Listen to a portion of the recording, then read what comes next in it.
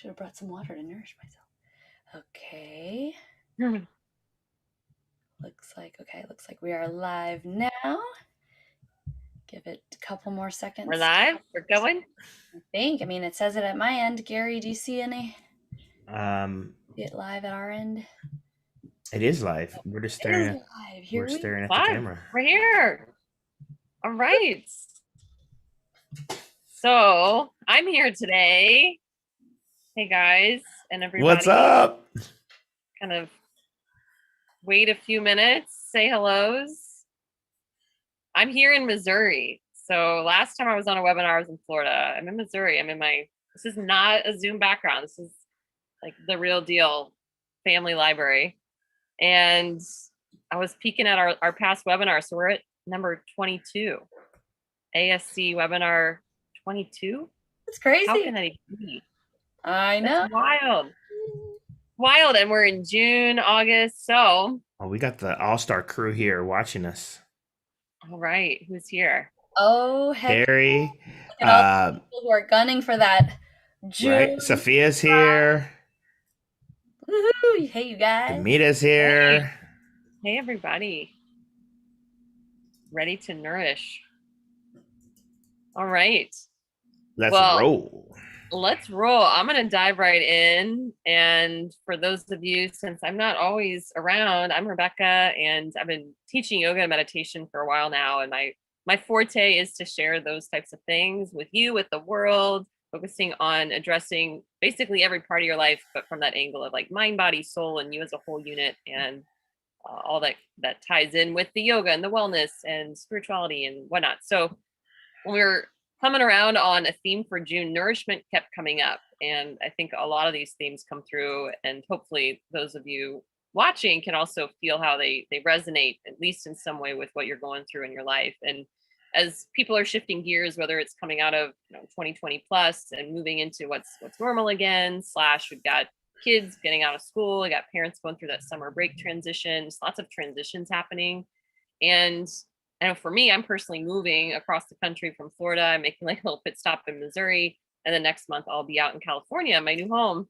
And there's a lot that comes with that. And I have definitely been experiencing transition lately. And as we've been chatting behind the scenes, like transition keeps coming up, but nourishment kept coming up as well. So when we landed on nourishment, it's like to go through transition requires nourishment. And this time of year, I'm not a huge fan of the heat anymore. I used to love summer, but to figure out ways to nourish during this big heated transition in my life and in, climate wise, seasonally speaking, like how can I share nourishment tools with the world? So I don't know if the two of you have anything to chime in on with this theme, or where you're at right now in terms of your life, in terms of the related content transitions. I think we're all going through a little something.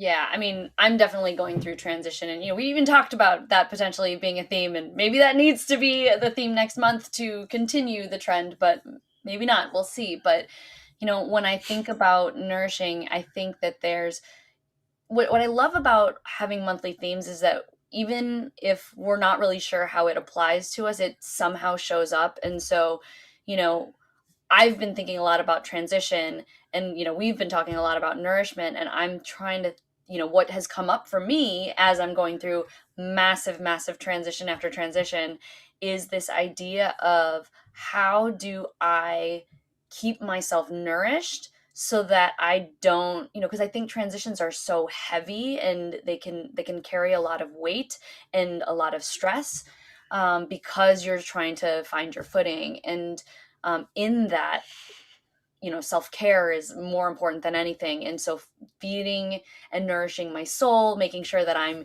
eating not just, junk food, but like eating healthy, and thinking about how I keep myself in that prime position, because that is the baseline that we need to rebuild anything, especially coming out of a transition. So that's kind of what's coming up for me. How about you, Gary? Yeah, for me, nourishment is definitely something that is of focus, especially, now that we're all thawing out and, coming out of this great pandemic. We all had to adapt, and for me personally, a lot of the things that were more habits that kept me, going, I had to sort of set aside or adapt. And so I know, now I'm like, all right, cool. I need to move my body more. I need to get out of the house more. I need to do some things to nourish my mind, and especially with all the like stuff that was in the news and whatnot. So yeah, I think it's perfect timing. Yes, I love that kind of every level got brought up in what each of you shared in terms of like body nourishment, and then like thinking of the impact of like the news and the things that we take in, that definitely lands somewhere in the body, but also intellectually. The mind grabs hold of these things. You're constantly being surrounded by whatever words and energies. And the first point that I want to dive into is, why is nourishment important or crucial for a whole harmonious life? And I wrote the article of this week, and I did go into like, what is the definition of nourishment or to nourish? And it is around sustenance and growth. And so you can check out the article I shared this week for a little more on all of that. But I did point out something that I say, like, I don't know who I heard it from first, but if you're not growing, you're dying. And sure, I mean, there's like a lot of other things you could do if you're not growing. But I think the main premise is like, yeah, if you're not growing, then something is probably not growing. And so within nourishing yourself, you're also growing and evolving instead of dying. And I would rather grow. And so when we look at why is that crucial for a whole life? Well, I think like the whole wheel of life and all the facets that we go into, especially the work that Apryl does, I mean, there's a need to continue to grow in basically every aspect of your life always. And there's always change, there's always evolution. And with that comes growth. So nourishment fits right in. If you think of nourishment as a way that you are growing or as something that's required for growth, then it's totally necessary. And I was thinking too of your article, Gary, that you shared last week on sleep, and even just getting down, like stripping it down to start here at the beginning, like what are our basic needs to grow? It's like sleep, water, food, sunlight. So do you want to chime in on anything there too, Gary, around just like in terms of the life and why maybe what you shared on sleep, or if anything else is coming up on why nourishment is so important for a whole wholesome, harmonious life? Yeah. Well, as sort of active, professionals that, want to do amazing things, sometimes we overlook those things that are going to nourish our body. And sleep is a big one. I know personally, it's something that I've overlooked in the past, and I'm looking to sort of make some shifts so I can, grow it.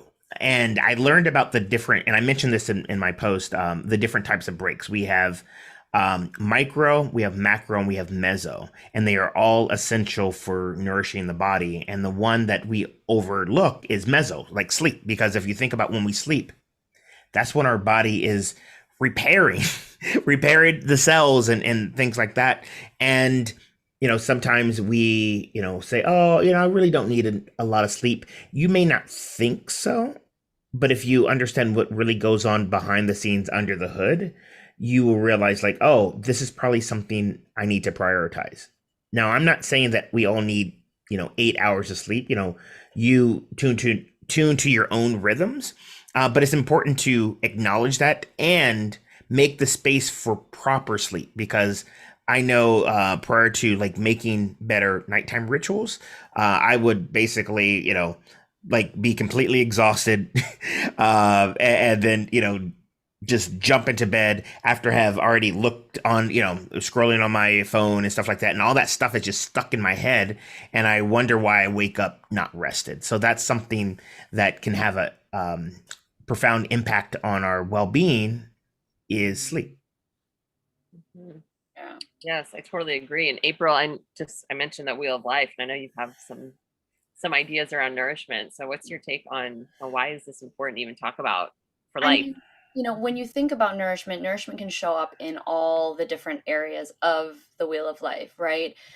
In the health and wellness, obviously that kind of when you think about nourishment, I mean, at least for me, I think about, food and intake. And so, that's obviously prominent in the health and wellness piece. But then, when you're looking at some of the other areas, such as family and social relationships, intimate relationships, you are nourishing these relationships, and having that connection piece.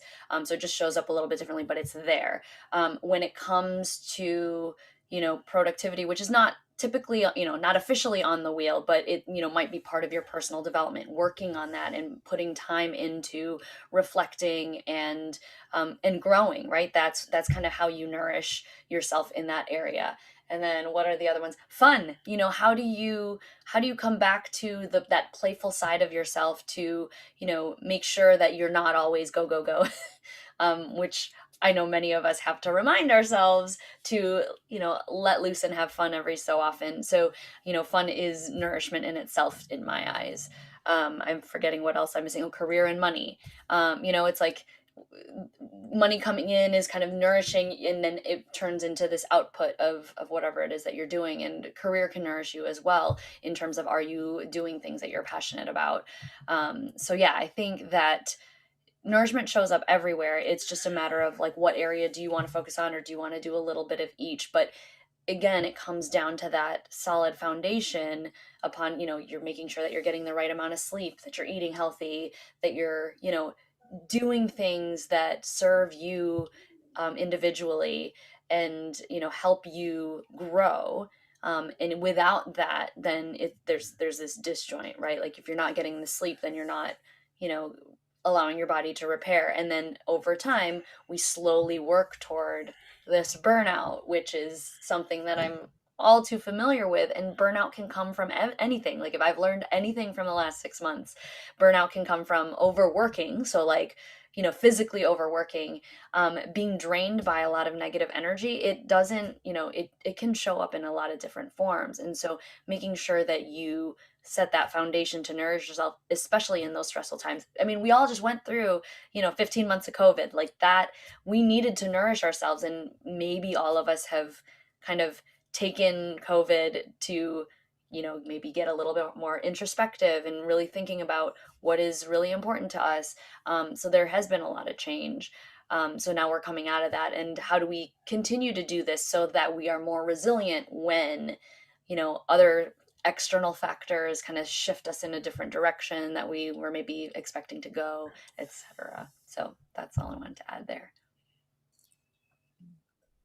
Mm-hmm. Oh gosh, so much good stuff in there. And you mentioned burnout. And so I also think it's important, especially for those of you watching right now, and whether you think of the wheel of life components that Apryl mentioned, and you can always go there in your brain of like, how is each part of my life in terms of nourishment, or even just thinking in that big picture is, am I feeling nourished? Does my life feel like it's growing right now? And then thinking of the contrast. So, yeah, if you're not growing, you're dying. You can think of death, or just thinking of what it is like to either be burnt out. What have you experienced in your life at the other end when you haven't gotten enough sleep, when you haven't been eating right, when you haven't gotten enough exercise or whatever, just thinking of like those real basic mind, body, soul type things. What has it felt like when you haven't been nourishing your mind, when you've been surrounded by negativity? And not that you want to spend a lot of time there, but just remembering, I think sometimes that contrasted thing, like going there for just a little moment, just to remind yourself, oh yeah, this is important because I don't want to go there. That feels icky. And I'd rather go here. And it kind of ties back into that whole expansion contraction theme from a few months ago of, go to what feels expansive. That is most likely where you are being nourished and you are nourished, versus things that feel more contracting. So you can always use that feeling in your body and with your awareness of, does this feel expansive? It's probably something that's going to nourish you, versus parts in your day and your life, and even just the things that you're thinking of right now that are perhaps burnout and fatigue and all those things. That is most likely a contracted feeling. So you can kind of bring that thermometer back into your tool bag. And with the whole burnout piece, I mean, I don't think we need to go into details to scare people, but even just lately, I was talking to my dad about exercising, and I had to go into the contrast of what happens when you burn yourself out, when you're not physically able in your 70s, so if you need to go there for yourself to get a little motivation, I think sometimes that can be really powerful.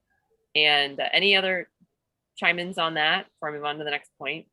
I think bubble in to share. I did want to share. Sophia said in the chat, she said, I repurpose a concept from chemistry called the rate limiting step. The thing you pay the least amount of attention to is what will determine your progress, not the place where you hustle and grind. I love that. I mean, I feel like 100%. I think, for me, there was it's always a thing that I just kind of let go by the wayside. And, you know, to be completely honest to everybody here, like the last month for me, I like literally threw away, you know, you all know me as this like super organized, super like get it done person, super focused, super everything. You know, accomplishment focused, very, very driven. I have maybe like in the last month, like threw everything out the window. I'm not responding to messages. I'm not because I was in this place where the transition of what I was going through was so intense that I had to stop and basically like nourish myself at the very lowest level and say like, what do I need to get through today? I'm finally on the, you know, edge of being back on track and getting my life back together. But, you know, I think that I've been fighting this for the last 6 months, and it kind of all came to a head in this last month. But I had to like throw everything away. I deleted every single routine that I had off of my calendar because I'm like, I'm starting from square one. And I had to start with like, okay, I need to go to bed at 11 and I would need to wake up at 6 maybe. Like that's an ideal, you know, I need to stop going to bed at 2 and waking up at 5, or going to bed at 4 and waking up at 7. Like I can't live like that anymore. So you know, I was just kind of trying to pay attention to all of the juggling balls, and I dropped the sleep, I dropped the eating, I gained all this weight. I just felt like really, really crappy. And so that was the thing that ended up stopping me in my tracks. I'm like, okay, I got to get back on the horse. So yeah, that, Sophia, thank you so much for bringing that up. Yeah. So good to go write that down. That's some good stuff. And Apryl, you made me think of boundaries and thinking also of, when we're talking about nourishment, yes, nourishing the body does not mean staying up till 2 a.m. for most people, but in a way it was probably serving you, and it could have been a way that you were nourishing your soul. Or like thinking back over the months of pandemic, for me, I was like watching a ton of Netflix. I was also going through a breakup for most of it. It was like I needed to binge on Netflix, to laugh, to watch the funny stuff.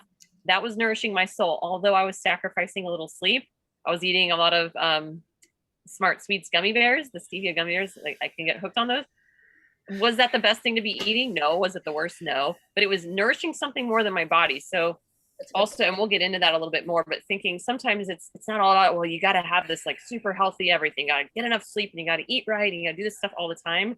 Sure, that might be really good for your body. And what about your soul? What about your mindset? So sometimes you need to stay up late. Sometimes you need to swing to that other end of the spectrum to do things that are maybe a little bit out of like what your brain might say is the right thing to do.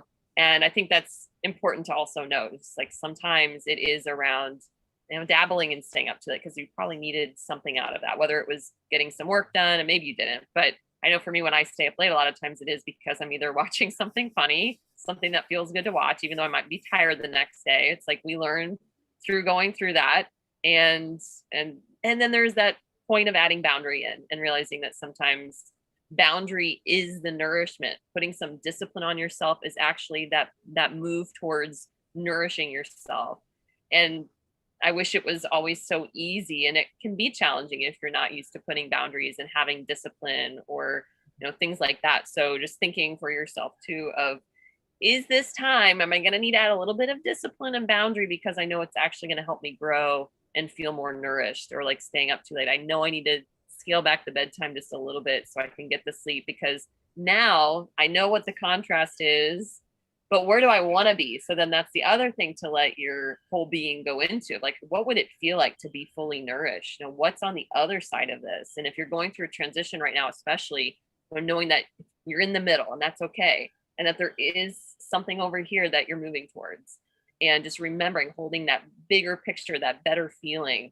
And that might help you get through too, and help you also get a little clearer that, okay, so in this in between, in this transition, what can I do day to day to help me, you know, go from here to here and feel nourished along the way? And that goes into our next little point, like, how do you add simple practices to your days to take care of you in all the ways, physically, mentally, emotionally? And I think this is where the boundary comes in. I mean, and adding habits. I know Gary and Apryl, you both have like really great things to share on prioritization and habit building. And so actually, I'll just let you guys start off. How do we add simple practices to our days that can help nourish us? What are some top tips? April? Oh, you want me to go first? I Okay. see you thinking. Yeah, I know, right? I was like, go ahead. I'm like, but where do I start? Gary, if you have Gary, something, go. maybe go All first. right. All right. One thing, well, there were two things that were game changers for me. I'm the type of person that tends to be I used to be, tend to be all or nothing. I'm like, oh, I'm starting this new practice. I'm going to be very strict. I'm going to be regimented, and it's not sustainable, right? Because you're going, and then something happens, and you slip up, and then you get down on yourself, and then you backspin, and then you're like, it's this crazy cycle. So the first thing that I learned is the mindset of more often than not. Think about it. If you are, being better about certain aspects of your life more often than not, it's going to put you on the right path. I love sweets. I'm like you. I love those gummy bears, and I know that having them all the time, every day, always is not a recipe for success. However, if I more often than not eat healthy, and a gummy bear or two or a bag slip in every now and then, you don't beat yourself up over that. So that's the first thing. And then the other one, as far as getting momentum, is thinking small. Again, someone that is this like sort of overachiever, I used to have this mindset of like, nah, it needs to be hard, and in order for it to really count, I need to like feel like I've super exerted myself. But again, not sustainable. And I found that when I start small and I do like tiny things consistently, it's like compound interest. Over time, it really starts to build up, and then you start to create that identity of someone who does it. Because that was the third thing, is that I learned that it's all about identity. If you have this identity of someone that does X, you're going to fulfill that. It's a self-fulfilling prophecy. And by slowly adding these routines, I started to create the identity of someone who is more healthier, or someone who trains instead of diets, or something like that. So that's my thought. What do you got, April? Okay. So there's some of this stuff that, because as I mentioned before, I'm kind of like going through massive transition and trying to refine myself and everything like that. But I think, when it comes to, the topic of nourishment and having these simple practices, I think, you almost need to strip it down to the bare bones and say, like, what do I need most? And what is the like non-negotiable? And start with that, right? Because I think we all will have like 50,000 different routines that we do that are on different intervals. Some things we do daily, some things we do hourly, some things we do once a month, some things we do once a year, right? Like, wish so and so a happy birthday. And, trying to keep all of that in your brain can be very, very challenging. But I think, as Gary was saying, keeping it small, but really, you know, stripping away from the bare bones of, what are the most essential things. Focus on solidifying those things first and then add on. That might just mean like, what's my practice of checking email every day? This is going to be a theme that I'm going to keep talking about because it's like, continues to be my biggest challenge, right? You clear some email, more emails come in. But how do you keep in a practice that's going to keep you nice and sane? Or how do you let things go? So I think, making sure that you are prioritizing and understanding, what are the things that are most in aligned with my values? What are the things that, I know are going to be bad for me if I, don't keep it together? Whatever that could be. That could be anywhere from email to, getting your 6 hours or 6 to 8 hours of sleep, or, eating healthy, working out, whatnot. And really starting to implement those. And as you're starting to implement these practices, don't throw them all and do them all at once, right? Because we need to have, we need to almost have proof of concept that we can actually like be stabilized before we can add new things. Now, the challenge here is that you can, add new things, but then also things that you're not expecting can be added as well, right? Like COVID gets thrown in and you're like, how does this change my routine? So making sure that you are flexible is a huge thing, right? Gary and I will like to talk about improv a lot, and how, the ability to think flexibly, right? We did our last quickie on just saying yes and, right? We don't always have the power to control what's happening around us, but if we can look at it from this yes and perspective, then it can be great. So making sure that as you're slowly adding new things and adding new practices, making sure that the most important things come first, so that when, you know, life feels like it's coming crashing down, you can kind of let go, but know, like, okay, these are the core 3 to 5 things that I know that I need to do to, you know, keep myself afloat, to start with, and then go back through that process of building up. And it's hard. I mean, sometimes it's hard to keep a whole bunch of routines, which is why I like deleted everything on my calendar and I'm like, nope, can't do it. And sometimes those routines are meant to change. I talked with Rebecca a lot about like keeping a consistent planner, and we were talking earlier this year about like, you know, if you're going to have all these things, and she, you know, loves paper planners, it's like that you have to pick one, because if you're going back and forth between too many, it can cause you to slow down even further. And I had, you know, pre-COVID, had everything in my calendar, but then I don't know what happened over the last, you know, 15 months or so, but I'm feeling drawn to not wanting to be on electronics and on the computer as much as I have been, because that's been our only method of communication. So what am I doing? Starting July, I'm going back to a paper planner. It's like, where is it? Oh, it's in the other room. But it's changing up my routine. And so know that sometimes your routines need to be reevaluated and changed, as you grow and evolve, because, you know, it might not work. And I might go back to the, you know, electronic calendar in 2023 or whatnot, but that's what I'm going to commit to for now. So, you know, give yourself that opportunity to pick the practices that are most important to you, give yourself that opportunity to stabilize, and then also be flexible when things need to change. And it's, again, constantly reinforcing that, the reflection piece of like, is this working? Is this serving me? Is this nourishing my soul?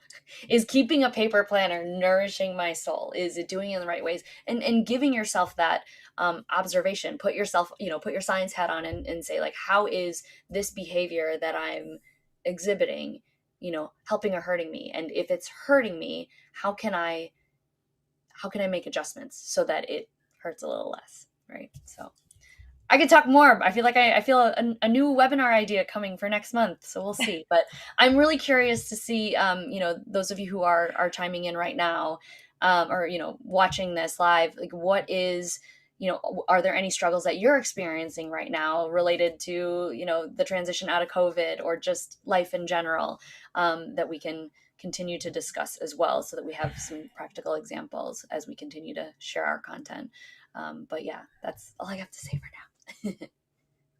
Yeah, so good. And I'm thinking too, just to chime in on nourishment, as it is the theme. Like for me, when I think of like even just stripping back all this other stuff we're talking about and going into like what's the first thing that comes to mind when you think of nourishment? And I'm thinking of like real cozy like soups and like foods that like comfort foods, or nourishing, like it doesn't need to be spa like, but doing the like pampering things like that feels real nourishing to me. So getting the green juice, and because I really love like healthy food like that, getting that green smoothie feels nourishing to me. Getting to sleep in without an alarm feels nourishing to me. Going outside in my favorite place feels nourishing. So I don't know if you guys want to share just a few listing off of things, like when you think of what is nourishing to you, what are some things like aside from all this, like let's set up habits and things? Yeah, I mean, for me, it's not having a plan on the weekends is huge for me, because I'm always so regimented, and to say like my plan is to not have a plan on the weekends is wonderful. You know, like our plan, you know, for the summer has been, we're going to go and visit, our, stay at our lake house, and you know, getting on the boat, and just not, you know, like you can't do work on a moving boat and while you're like the sun's beating down on you. So, you know, it's having that time to recharge. And even just like you know, I know that I have in the last few months been watching way too much TV, just like you guys were saying that you were doing as well. But then just making sure that, you know, as a practice, that I allow myself that leisure time.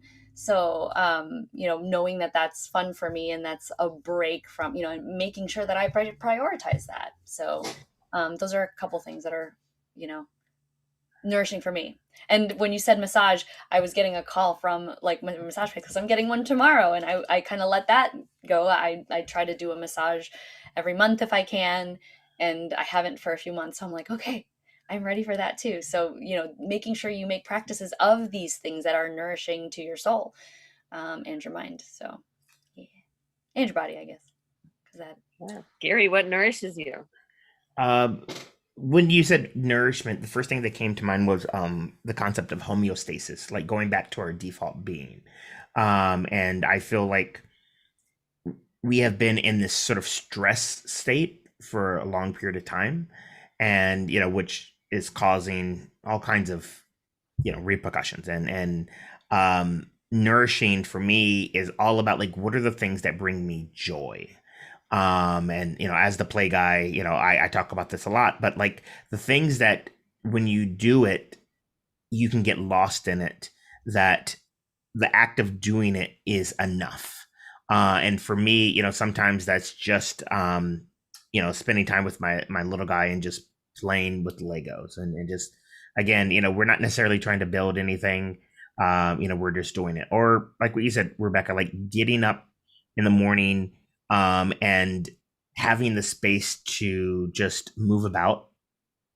I know this morning, after I did my workout, I went outside, and I love because I get up early, so I love this time of the year when it's like 5:30, 6 o'clock, and it's light outside, and I could like go outside, and you hear the birds chirping, and there's no like rush to be anywhere. It just allows my body to just like, just soak it in. And, you are in that parasympathetic nervous system, it's activated, like that rest and digest, where you're just like, all right, cool. Let me just soak it in. Mm-hmm. Absolutely. There was some shares in the chat. So watching on the beach, cooking something new, watching that popular Netflix show that everybody else is talking about. And so throwing out the to-do list of the day and just doing what feels right. Right. Yeah, that's what I've been doing for the last like 3 weeks. Thank you, Terry. And Terry also said he definitely agrees with starting from scratch and gradually building habits and routines back up. Just not feeling like you have to go all in on an interest before trying it. If I can, that's a huge thing too. Talking about, if you're deciding to go all in on something, like, why not set a trial run? Like, if you want to adapt to a new, like diet or something like that, you don't necessarily need to cut cold turkey. Maybe you need to if that's your style, because everybody's different, but you don't have to just like cut cold turkey and make the switch. I was just telling somebody that I need to cut my sugar intake finally, and I'm like, but I don't think that I could just go cold turkey, because I'm like, ooh, but I want that iced tea with a little bit of sugar. So like maybe instead of like the sweet, I go with lightly sweet and then like wean off or something like that. And so you can give yourself permission to do things slowly. Like, we don't need to do things fast. So yeah, I love that. More often than not, right? More often than not. And I think Apryl said something very profound there, in that give yourself permission.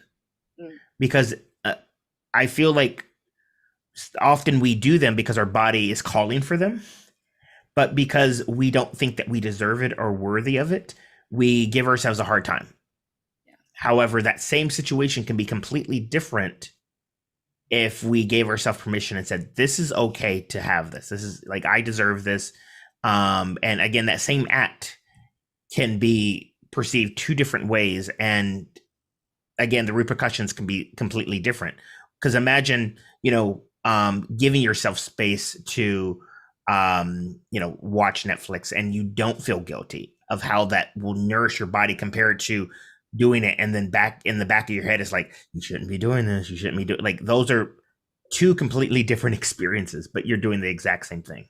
Yeah. Demita just said she feels like she's super busy with the kids again. And she always drops her routine to prioritize theirs, which I can relate to a lot, right? Especially right now. She said, made decision to make my work time, downtime sacred and work their schedule. and work their schedule around mine instead of vice versa. So I love that, because I think that it can get really trying to juggle your kids' schedule with yours, or just anybody in your family, or any, having to work around other people, adds this whole layer of productivity that you can't, and I know that Dee's kids are a lot older than both mine and Gary's, but with Gary, there's a lot, even more so, like, I can't control, because it's unpredictable.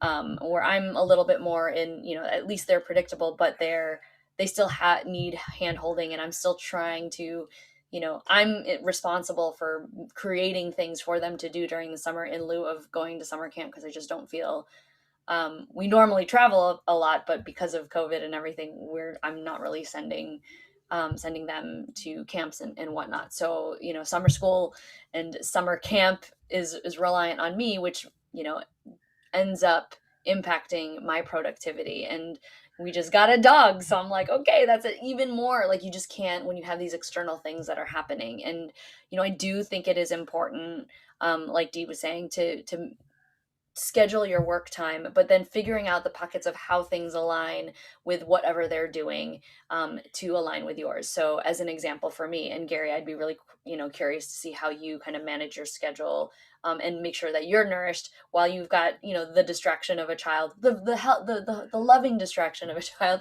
But for me, I have my kids working on, the bulk of their work during the morning, and I'm trying to do little odds and ends because I know that I'm going to get distracted. And then once they complete their stuff, I can go into my focused work mode, and they're happily playing on their electronics, which is not the most ideal, or playing outside, or doing different things with each other. But they kind of have their own, they can kind of go at their own pace and do what they want. And so it's really finding those pockets of, how do we align the things that we know that we need to do for our children, in these pockets that then will give us the maximum amount of time to, do our focused work, and so that we're not feeling like, kids, wait, here's my stuff, right? Because having to make that switch back and forth between your kids and what you're trying to do is very unproductive. And sometimes you have to do it, but how can you maximize that time? So that's kind of what's coming up for me. How about you, Gary? For me, it's realizing that this is a season, and allowing myself to be flexible. And again, when you just have this sort of acceptance, and we, like what we talked about in our yes and thing of, all right, this is the reality.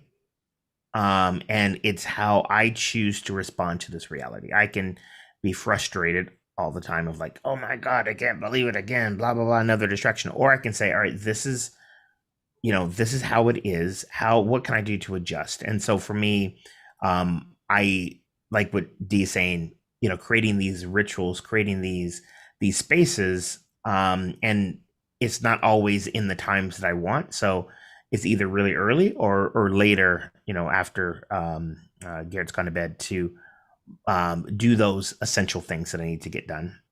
And then realizing that, all right, there's going to be distractions. And two, as he is getting older, he's 4 now, is starting to teach him some independence, and saying, all right, you're gonna have to figure this out, because daddy's working right now.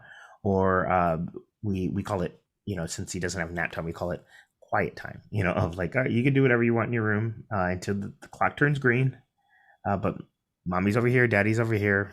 This is your thing. But again, it just requires just that flexibility. But I think the main thing that I said is, instead of like beating yourself up and consistently getting frustrated, realizing that that's no good. And how can you respond in a way, especially to yourself, that is going to put you in the right state?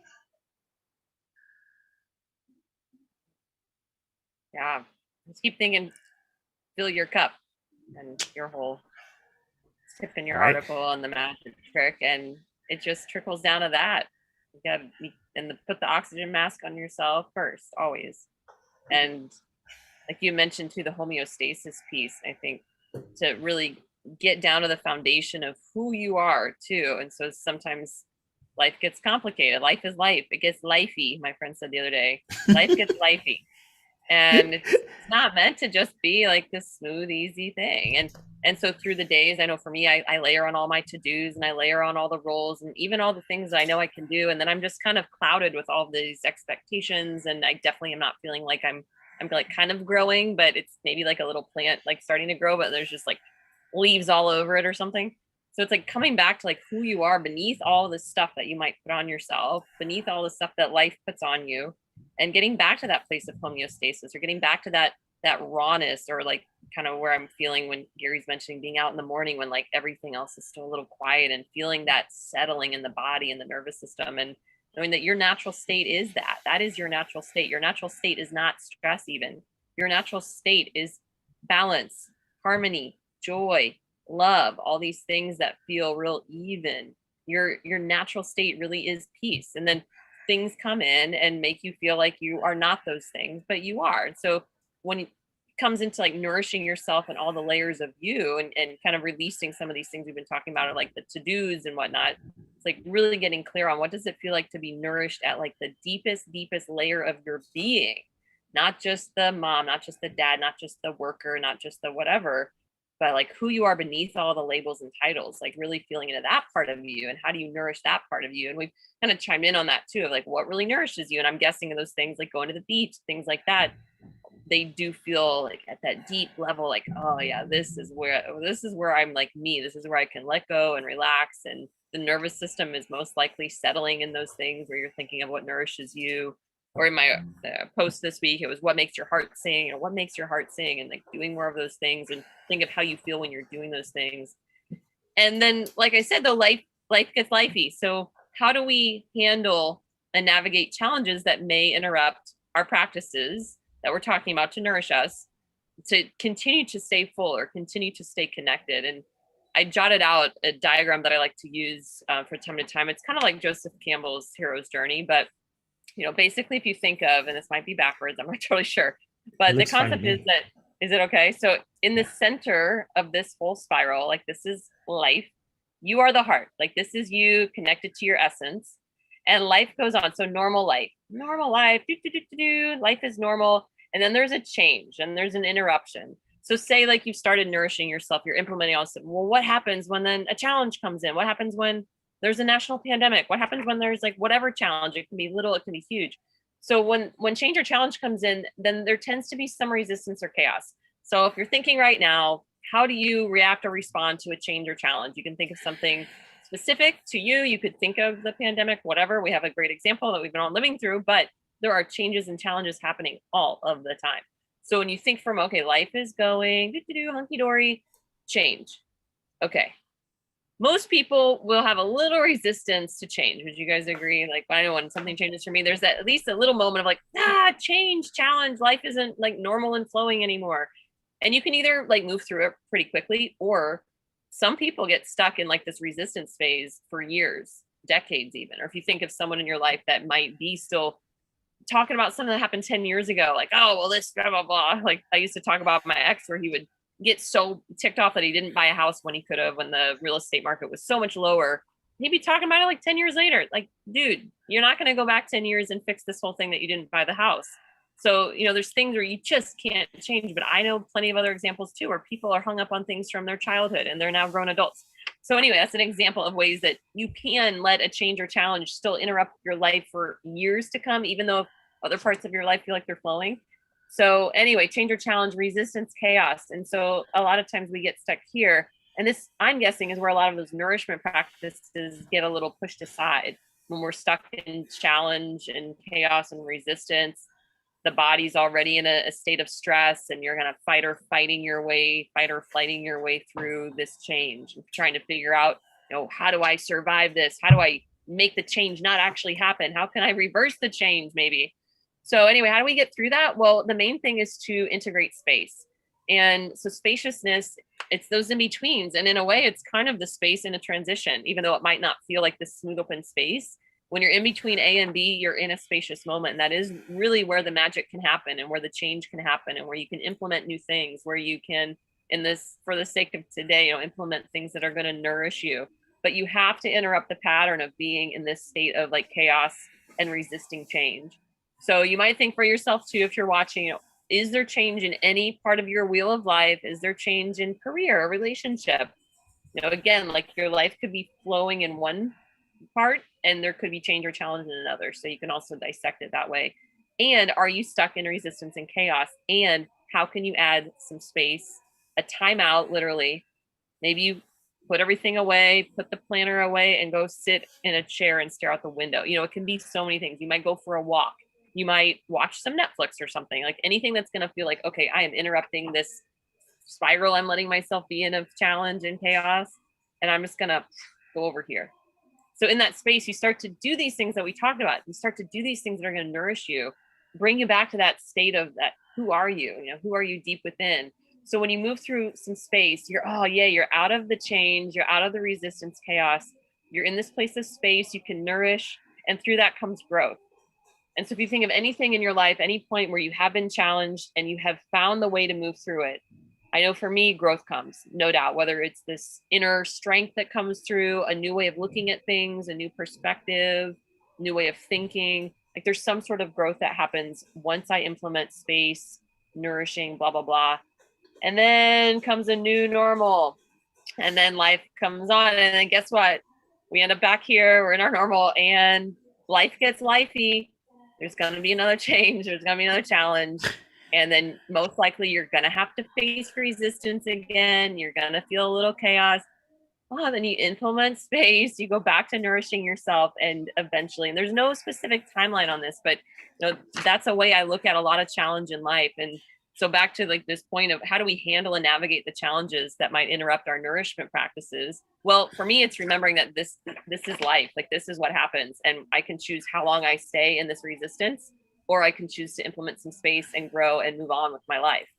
And, it really is up to each of us as individuals to decide, like, how long are we willing to let the challenges interrupt our patterns that are going to help, or the habits that we want to put in place. So how do you guys handle challenges of life that might come into like, oh yeah, now I'm going to do all these nourishing stuff, and then boom, and then what? How do we get back on track with nourishing? For me, any thoughts? For me, it reminds me of the practice of meditation.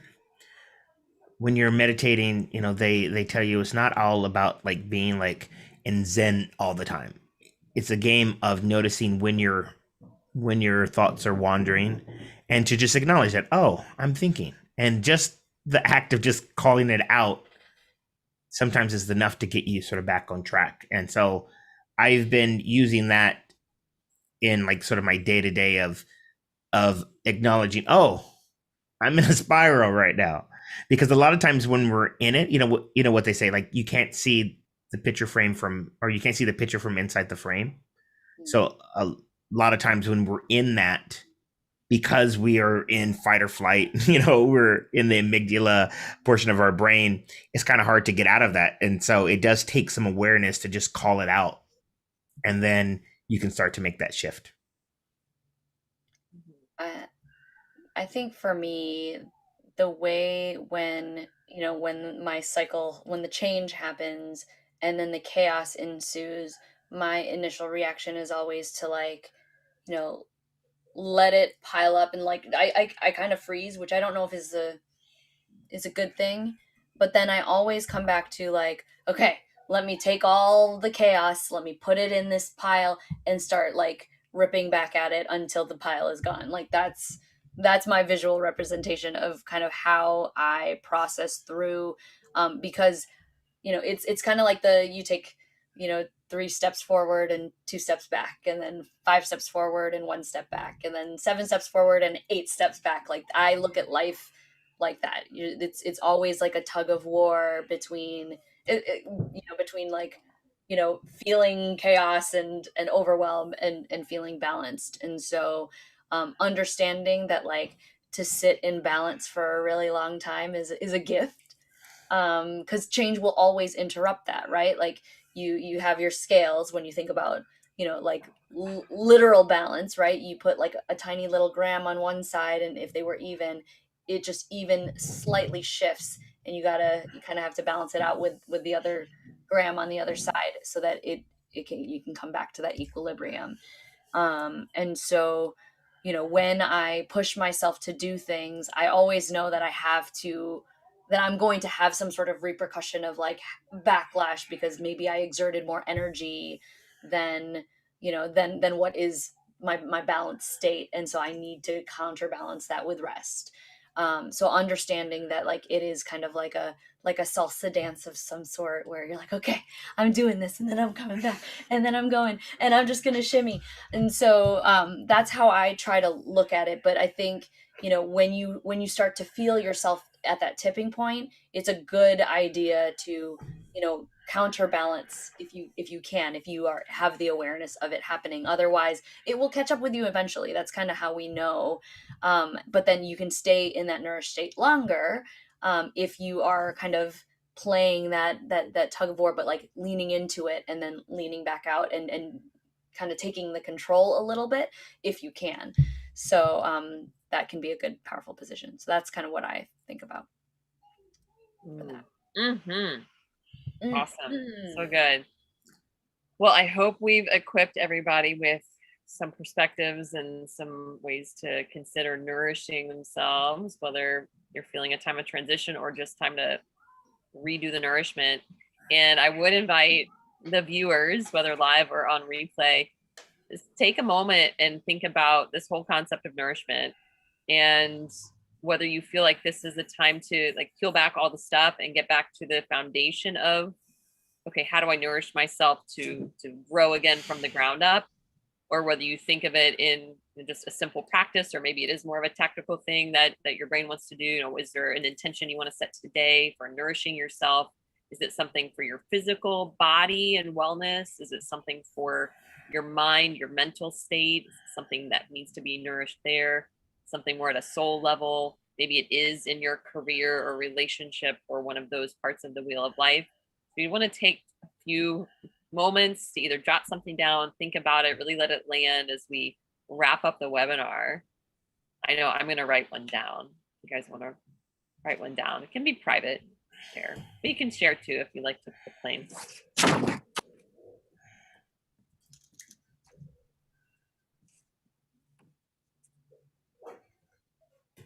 I just wrote mine. Affirmations are always good when you write this stuff down, like I will do this, train the brain, or just a simple open loose statement of what the thing is. You want to share, Gary? Yeah. I put create space. Mine always goes to sleep. I put I'll go to bed earlier.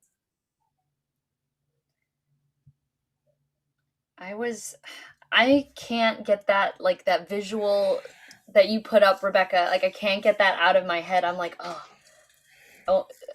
she's gonna get another tattoo. Yeah, I was like, you gotta tattoo that on something. And Dee was like, I'm putting that on a mug with like life gets lifey. And I was like, oh, we're gonna do that. We're gonna take that little image, we're gonna put life gets lifey on the bottom, slap the ASC logo on the other side, and there's your mug.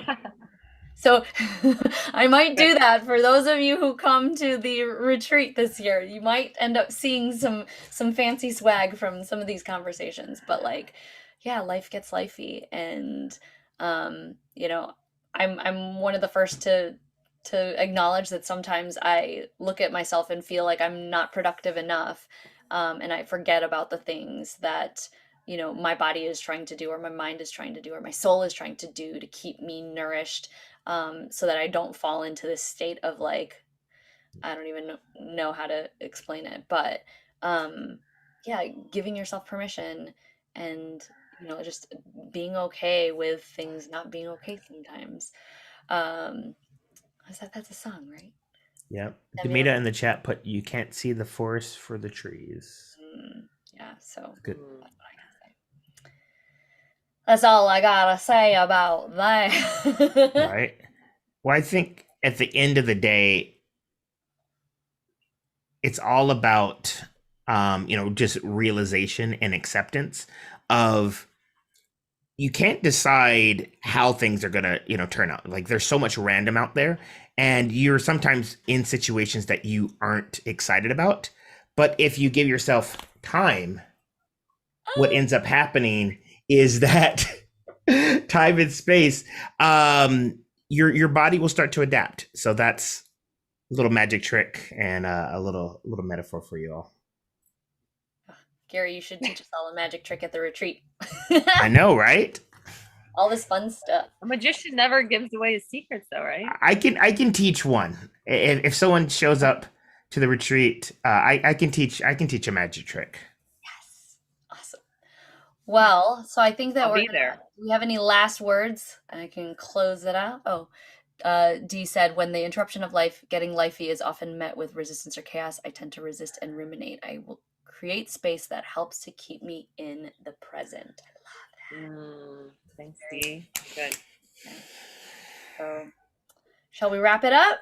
Wrap it up. I'll wrap it up. All right, you guys, for everybody who's watching, whether it be on the replay or live, or whether you're in or out of the ASC, just a little plug for those of you who don't know who we are. We are the leadership team for the Accountability Success Circle, which is a community that is focused on giving you connection to other people who are hoping to live their best lives in the most fun way, accomplish awesome things, and get stuff done. So if you are looking for that camaraderie, that support, come check us out at accountabilitysuccesscircle.com. We do these monthly webinars every month and allow them to be viewed by the public so that you can kind of get a little snippet of what we do in our community. And we've got some amazing people who are there sharing their wins, helping us create that momentum to keep moving despite all the twists and turns that life brings us.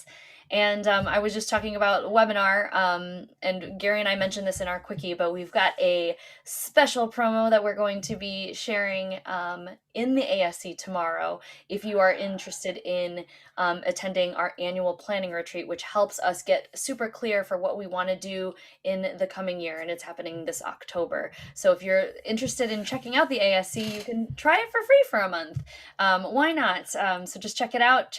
Check out the website and join us, and so you can see what this retreat is all about. And for those of you who are in the ASC watching this, if you've made it all the way through this video, stay tuned for a quick update on some of the retreat stuff that is happening this October and some exciting things that we want to share with you, and if you're interested in joining us. So all right. Thank you guys for chiming in. Rebecca, thank you so much for sharing this amazing content. I'm so glad that we have the three of us to, bounce off all these different ideas and perspectives on how we live this life that we want to live. And this was such a great conversation around nourishment. And, for those of you who are in the community, we've got a couple more weeks of challenges.